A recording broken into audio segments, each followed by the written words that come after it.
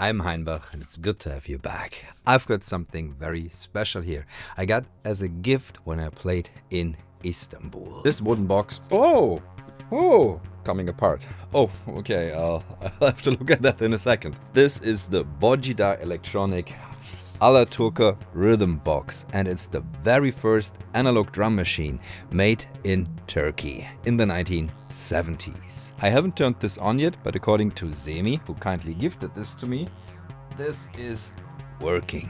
But before I power this on, I want to know what's written here, and I don't speak Turkish, so I'm going to use a translator for that. There's no tango, slow rock or waltz on this, as is on all the other preset drum machines that I have. Instead, you've got 2 times 9/8 rhythms, 2 unnamed rhythms, 8/8, 7/8, 6/8, 5/8, 4/4, 4/4, 3/4 and 2/4 as rhythm markers. Here apparently you can set the volume of each of the sound elements. Bass is bass, trumpet is snare drum, tumba just translates as nothing. Kajik is spoon, okay, and tef is tef. His is speed and says is sound. Volume maybe on the back. We've got the nice big logo of the company, which looks cool, like it's very Rolandish, very, very nice. And the address, where it came from. We've got an out, the fuse, and a pedal, probably for starting it. The power cord, does not inspire confidence. This also traveled in my luggage from Istanbul with me, so it might have gotten damaged along the way. I don't remember it coming out of the case. But shall we turn it on? Plugging it in. Putting it on the mixer. Oh, it's already turned on. The light is on. Is there like an on switch? Ah, classic. So this is probably volume. Oh, there's crackles everywhere. Turn down all of these. And press start.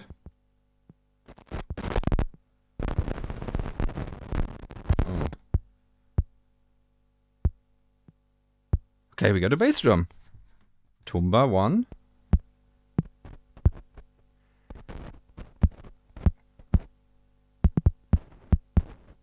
Speed a bit. Second drum. Doesn't appear too active in this rhythm. That's the snare. Funky. Kajik. It's a tiny signal. Tef. Oh! Come on, that's nice.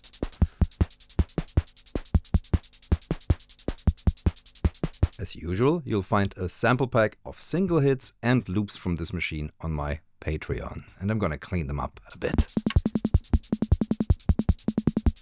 It's very fast. 9/8. What was that quote? Everything is 4/4 if you don't count it like a nerd. I'm trying to count like a nerd now. Okay, what's the blank rhythm?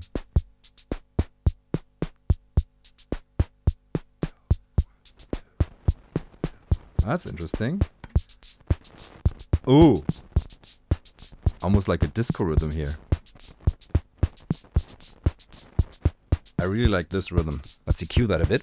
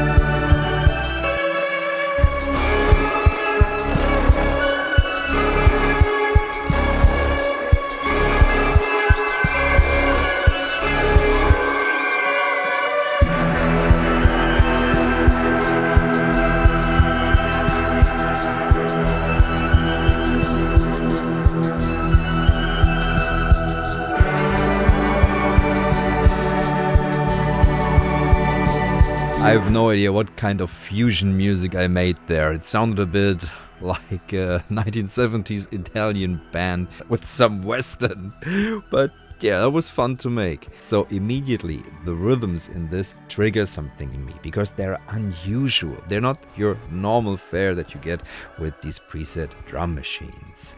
And I'm very curious who used this. And I've reached out to some friends in Istanbul and Hamburg, and I hope to hear from them soon. Since it's already opening itself, let's have a look inside.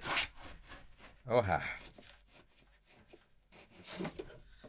Okay. This rather loosely fitted thing here appears to be the rhythm board, because as you can see, maybe, hopefully, there on these lines appear to be the programs for the rhythms. These are basically hard-coded on the card. This potentiometers, they all follow along here. And then they go here. So this appears to be the sound generating part, which would make sense because here's a lot of potentiometers where you can adjust the sounds. I'm not gonna mess with that for now. These chips are probably for the logic. This is due for a recap, I think. That would probably sound much fresher. But still, I'm amazed that this holds up and works, especially because of the way this card sits here. So the main thing I would like to know first, is this really a spoon? Yes. That spoon? Yeah, wooden spoon they are taking in the folkloric dances. Silifke, it's called. Okay. A region. Mm-hmm. They have a specific dance, and then they are doing a spoon playing. They're holding them with the two behind of them, like that, and in between your fingers, and then start making these complex rhythms, and while dancing also. This is tef, is the shaker. Tef is like a small plastic, imagine, with empty inside, like a circle, and then put around there some metals. Tambourine, thank you. Okay, we got it. Bass drum is bass. Yeah. Tumba is like a tom, right? Or not? Is potentially, I don't know tumba in Turkish. Tumba. And trumpet is a snare drum. Yes. Okay. We call them trumpets. So we get that. So confusing, right? It's like trumpet, but trumpet. These rhythms. So like in the geography of Anatolia, there are many different rhythms from the Black Sea to the Aegean to the southeast, and many of them, so I wouldn't like to call them Turkish because it could be Greek, Armenian, Alevite, Roman music. For instance, 9/8 is the one of the most common one. Everyone from that region knows it from heart. Okay. Yeah, 1 2 1 2 1 2 1 2 3. Okay. Like that, and it can be in two different regions as well. For instance, it's called karşılamaz in the Greek music and the Turkish side as well, and it's an encounter. It means encounter. So encounter, karşılama, and karşılamaz, I think in Greek. Okay. Kind of sounding given the similar. These are a dance that people play when they are starting the wedding. Ah, really? Yeah, okay, so like to encounter the other side. That's of a the wedding family. beat. One of them. Part. Also, Romans has that beat as well. Okay. Potentially Kurdish music also has that one. Okay. Yeah. Okay. 6/8 and 5/8 potentially, and 2/4 must be in the Horon, Black Sea region also.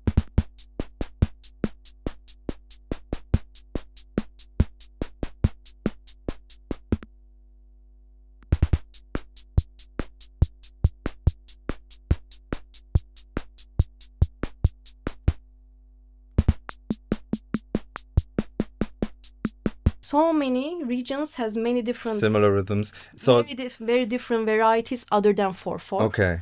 So I'm wondering because there's no like name for each of these rhythms. It's just a meter. It's just a meter given. And then generally when people are knowing out of the name of the dance or the mode of the. Okay. Yeah. So if we listen to a beat now. Yeah.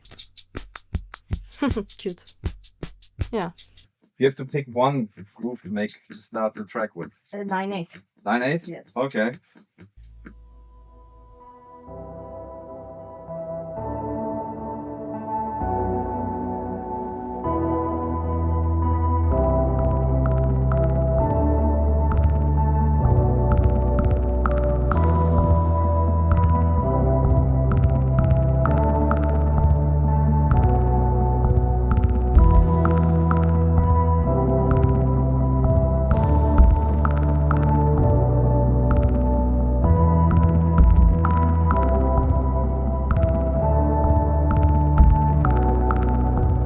Here it was fun how I completely ignored the 9/8 that I was not familiar with, and she reacted by emphasizing the rhythm by adding percussion on the RMIF. What do we know about who made this drum machine and the artists that used it? Thanks to my friends Ach Kosmos, Fatih Akin and Sebastian Reyer, as well as Elisabeth from Deform Music in Istanbul, I kicked off quite the detective hunt that involves a good amount of people, and I'm going to butcher most of the names, and I'm sorry for that in advance. What we could gather: the drum machine was made by musician and electronics designer Bojida Chipov. Bojida was known in the scene of the 70s and 80s for making mixing desks, something that was sorely lacking in Istanbul at the time. Respected musicians like Baris Manço and Gökçen Kaynartan were his customers. The rhythms for the machine were made by the highly regarded jazz drummer Borhan Tonguç. Bojidar is a company from Taksim. The document I found, the guy is talking about the time of like the music scene, and they were looking for like drum machines. Like some guys made a DIY drum machine before the one I gave you, and after that they made the Bojidar drum machine, and it's the first one after the DIY one. So they were using it in clubs. For dance music, correct? Yeah, kind of like for Turkish dance music. The machine itself found not much use by recording artists in its time, since they preferred the Western instruments, like the Maestro Rhythm King. It was, however, used in home recordings and people playing live, especially of the pianist Santur variety, solo singers with a keyboard. We unearthed the tape by pianist Faruk, who croons over relentless Bojida beats, often just the same one at various speeds. In recent times, the Bojida was rediscovered by artists like Murat Ertel of Baba Zula, Tana Yücel and Koray of Group Zes, the latter by sampling it from tapes it was played on. I made an Anatolian drum machine music playlist that includes some of the examples where this was used, but also in general drum machine used in Anatolian music. It's linked at the end of this video. While the sound of this drum machine is rather standard and nothing to write home about, except maybe the spoon that feels kind of unique, the rhythms are what makes it different from the other drum machines of the preset variety that I have encountered, and I have encountered a whole lot of them. That the RB1200 is different from any other drum machine, and that makes it uniquely inspiring to me. I want to thank everybody over in Istanbul, Hamburg and here in Berlin who contributed their knowledge about this machine, and if you've got anything more from this time about this machine, about the scene, please let me know in the comments below. And also, I finally got a newsletter. It took me only 9 years. There'll be monthly updates about shows, releases, videos, and a book tip. So, see you there. That's it for this video. Thank you for watching. I'll be seeing you in the next one. Bye.